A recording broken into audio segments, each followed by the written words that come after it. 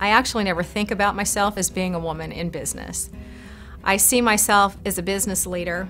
I happen to be a woman, and I happen to have been a woman in a very male-dominated high-tech environment. My upbringing in business began when I was 12 years old. At 12, I started working for my father, who was the CEO of an agricultural business. My father was an accountant, and so he taught me to do accounting, and he taught me that math was fun. And so I decided to major in math and computer science at UCLA when I started college. But I really wanted to follow in my father's footsteps. I wanted to be the CEO of a company. My grandfather established a service station in downtown Los Angeles, but he died at a very young age, and so my grandmother had a young daughter. She had to make ends meet, and she ran that service station for several years. She eventually sold the service station to a gentleman, and my family loves to tell this story about she negotiated this great deal. Well, not only did she get a lot of money for selling that service station in a very popular place within downtown Los Angeles, but she ended up marrying the man that she sold the service station to and got everything back.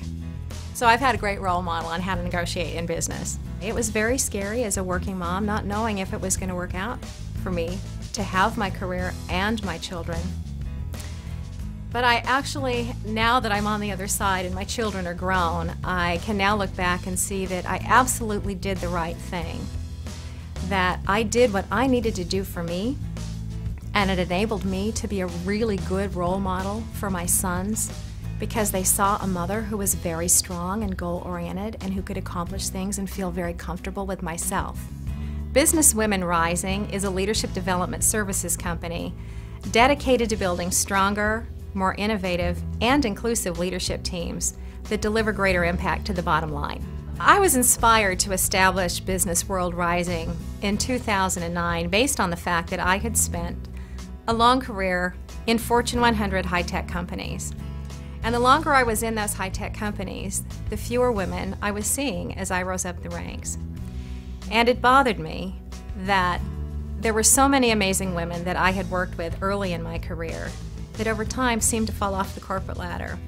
And I knew that as the economy started to change and our economy was having a challenge, I knew that we were going to have to start thinking differently in our leadership organizations to turn things around. And that meant that we were going to have different kinds of thinking, more diverse thinking.